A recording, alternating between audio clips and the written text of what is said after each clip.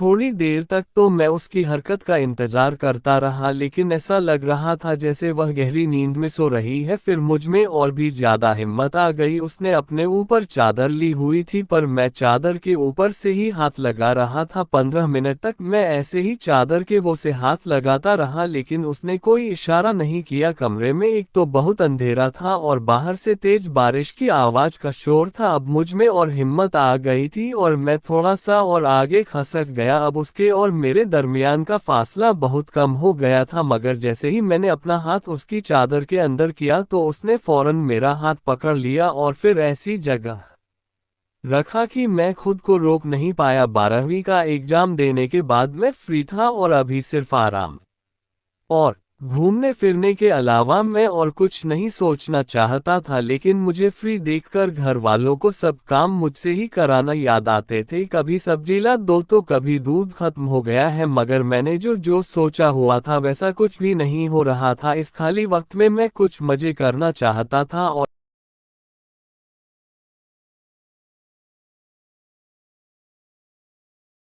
कि किसी ना किसी मजबूरी की वजह से वह भी ना हो सका। लेकिन मम्मी ने मुझे कहा अपनी चाची की तरफ चले जाओ, मुझे कुछ चीज भी भिजवाती। और वैसे भी तुम्हारी चाची इतनी बार तुम्हें आने का वह कह चुकी है, लेकिन तुम हो कि जाते ही नहीं हो। मेरी चाची लखनऊ में रहती थी और मुझे वहां जाना कभी भी इतना पसंद नहीं था, इसलिए पिछले 3-4 साल से मैं उनकी तरफ गया ही नहीं था। वैसे तो मैं इनकार कर देता, लेकिन फिर मैंने सोचा कि घर पर रहने से तो अच्छा है कि चाची के घर ही चला जाऊं, वहां थोड़ा मेरा वक्त भी गुजर जाएगा, वरना घर पड़े पड़े मेरी सारी छुट्टियां बेकार हो जाएंगी। 2 दिन के बाद मैं चाची के घर के लिए रवाना हो गया। चाची का घर लखनऊ के एक छोटे से इलाके में था। चाची मुझे देखकर बहुत खुश हो गई। मेरी चाची के 2 बच्चे थे, लड़की बड़ी थी और लड़का छोटा था। दोनों ही स्कूल गए थे और चाचा भी घर पर नहीं थे। चाची ने बताया कि तुम्हारे चाचा का दूसरे शहर में तबादला हो गया, इसलिए वह सिर्फ हफ्ते में एक ही दिन आते हैं। खाने पीने से फ्री होकर मैं वक्त गुजारने के लिए छत पर चला गया। छत पर काफी खुला सहन और एक तरफ 2 कमरे थे, जिसमें से एक स्टोर रूम बनाया हुआ था और दूसरे कमरे की हालत से लगता था कि इसको कभी कभार सोने के लिए इस्तेमाल किया जाता है। उस कमरे में एक छोटा सा पलंग बिछा हुआ था और उस पलंग के दोनों तरफ बिस्तर लगे हुए थे। सहन के एक तरफ एक छोटा सा वॉशरूम था, जिसकी हालत से लगता था कि वह बहुत ही कम इस्तेमाल में आता है। मैं छत की दीवारों से ताक झांक करके मोहल्ले का जायजा लिया, लेकिन कोई इंटरेस्टिंग चीज नजर नहीं आई। मैं नीचे आकर चाची के साथ बातों में बिजी हो गया। थोड़ी देर बाद बाहर का दरवाजा खुला और स्कूल यूनिफॉर्म में एक गोरी खूबसूरत लड़की घर में दाखिल हुई। उसके आने के अंदाजे से मुझे मालूम हो गया कि यह चाची की बेटी ही है। अगर कहीं और देखा होता तो शायद न पहचान सकता, क्योंकि वह बिल्कुल बदल चुकी थी। रंगत दूध जैसी सफेद थी, बेदाग चेहरा, लंबे घने बाल जिनको उसने चोटी की सूरत में बांधा हुआ था। धूप की वजह से उसका सफेद रंग में सुर्खी आ रही थी। उसने आकर मुझे प्रणाम किया, जिसका मैं अच्छे अंदाज में जवाब दिया, लेकिन उसने कोई खास रिस्पांस नहीं दिखाया और अंदर कमरे की तरफ चली गई कपड़े बदलने। और खाना खाने के बाद वह अपनी पढ़ाई में बिजी हो गई। मैं उससे पढ़ाई की बातें करने लगा, वह मेरी बातों का बेरुखी से जवाब दे रही थी। उसके अलावा और कोई बात नहीं कर रही थी। मेरे पूछने पर उसने बताया कि वह 9वीं क्लास में पढ़ रही है और आजकल उसके स्कूल में टेस्ट चल रहे हैं। मैं चाची और उनके बेटे से बातें में लग गया, लेकिन मेरा जहन बार बार उसकी तरफ ही जा रहा था। वह मुझे जितना इग्नोर कर रही थी, मैं उतना ही उसके पास जाने के लिए बहाने तलाश कर रहा था। मेरे जहन में उसके बारे में कोई गलत सोच नहीं थी, लेकिन फिर भी मैं उसकी तरफ देख रहा था और चाहता था कि वह मुझसे बातें करे, लेकिन वह अपनी पढ़ाई में मगन थी और ऐसे शो कर रही थी जैसे मैं वहां मौजूद ही नहीं हूं। रात को सब लोग छत पर सोते थे, मेरे लिए भी चाची ने एक साइड पर चरपा पर बिस्तर बिछा दिया। वह चाची के करीबली चरपा पर सो रही थी। सब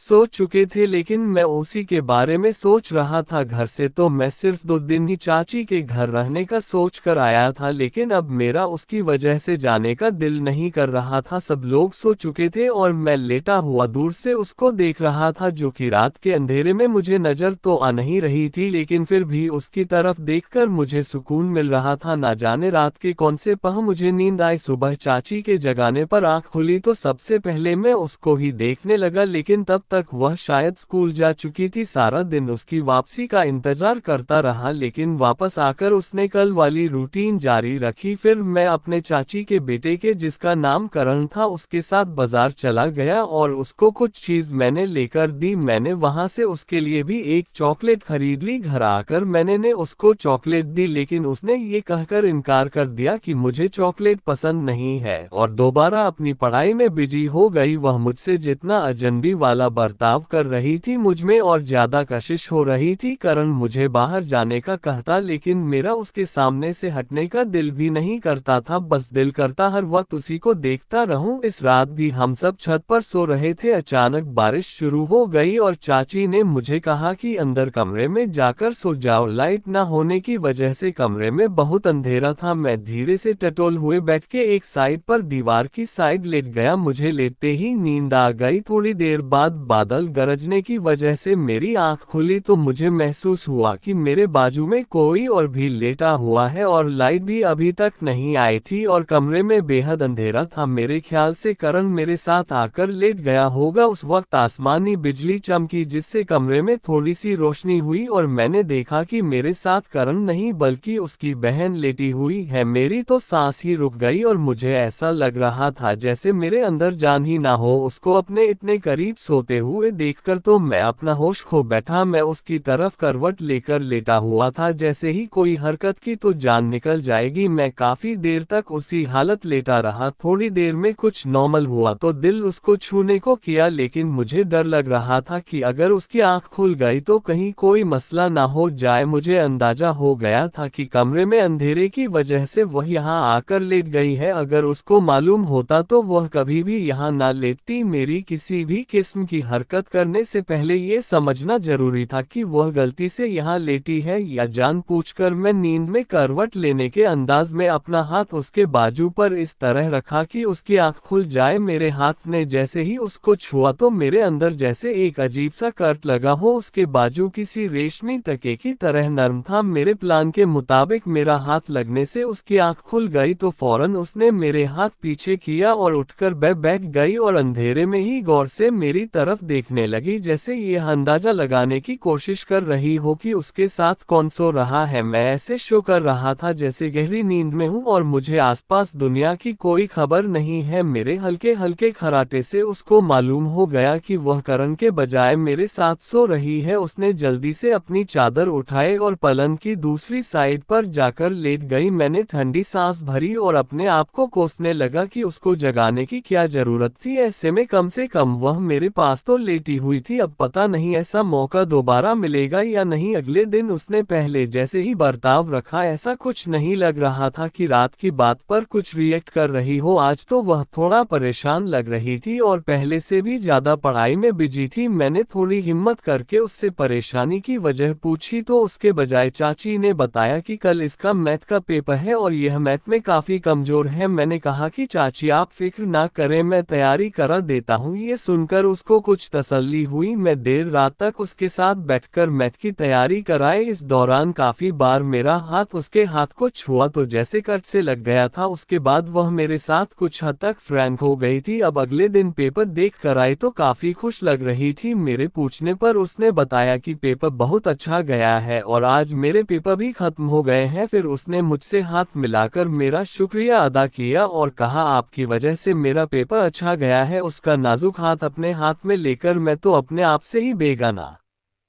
हो गया था। उसके बाद तो मैंने उसका बिल्कुल ही अलग रूप देखा। वह मुझसे बहुत ही फ्री हो गई थी और अगले 2 दिन हम लोगों ने खूब गपशप की। इस रात को सोते ही फिर से बारिश हो गई और चाची ने आज भी मुझे अंदर जाकर सोने को कहा था। मैं कमरे में बैठ के दूसरी साइड पर आकर सो गया जहां करण सोया हुआ था। थोड़ी देर के बाद मेरी आंख खुली। कमरे में अंधेरा था। उस वक्त बिजली चमकी और उस चंद सेकंड की रोशनी में मुझे लगा कि मेरे साथ करण के बजाय वही सो रही है। मैं तो जैसे शॉक्ड हो गया। थोड़ी देर ऐसे ही लेटे रहने के बाद मैंने सोचा उस दिन की तरह इसको फिर जगह दूं, वरना लाइट आने पर या सुबह उठने पर चाची ने देख लिया तो पता नहीं क्या समझेगी। मैं अपना हाथ उसके बाजू पर इस तरह मारा जैसे कि नींद में लग गया हो। वह उठी और बैठकर गौर से मेरी तरफ देखने लगी और फिर दोबारा वहीं पर लेट गई, मगर मैं अभी भी लेटा रहा और सोने की एक्टिंग जारी रखी। मैं दीवार वाली तरफ था और वह पलंग की तरफ। हमारे दरमियान फासला बहुत ही कम था, मगर अब मुझे समझ नहीं आ रहा था कि क्या करूं। मैंने सोचा कि उठकर दूसरी तरफ सो जाऊं, लेकिन फिर वही लेटा रहा। 1015 मिनट तक ऐसे ही लेटा रहा। फिर थोड़ी हिम्मत करके अपना हाथ आगे बढ़ाया और उसकी कमर पर रख दिया। हाथ रखते ही जैसे मुझे ना जाने क्या होने लगा। थोड़ी देर तक उसकी किसी हरकत का इंतजार करता रहा, लेकिन ऐसा लग रहा था कि जैसे से वह